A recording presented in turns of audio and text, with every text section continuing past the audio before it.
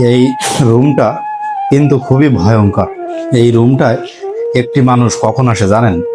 যখন যার জীবনের সর্বশেষ জায়গায় পৌঁছায় যায়, মানে যেখানে আর অন্য কোথাও যাবার পরিস্থিতি নেই, তখনই কিন্তু মানুষ এই রুমটায় আসে। এটি হলো ওটি রুম।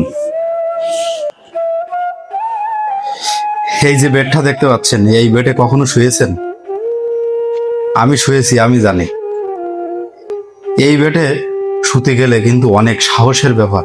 কি বলবো, একটা মানুষ যখন কোনো উপায় খুঁজে না পায়, তার জীবনের সাথে লড়াই করতে করতে তার সে যখন একটু বাঁচতে চায়, তখন কিন্তু এই বেডে তাকে শুতে হয়।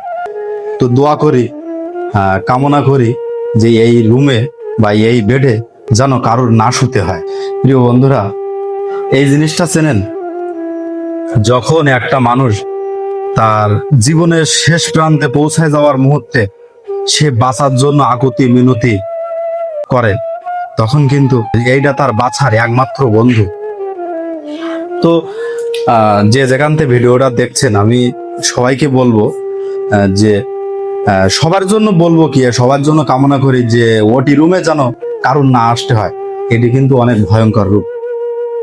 আর এইখানে আসার মন মানসিকতা বা এইখানে যে আসার পরীক্ষা, আর এখানে আসলেও বাঁচার পরেও যে লড়াই, এই লড়াই কিন্তু খুবই কষ্টের।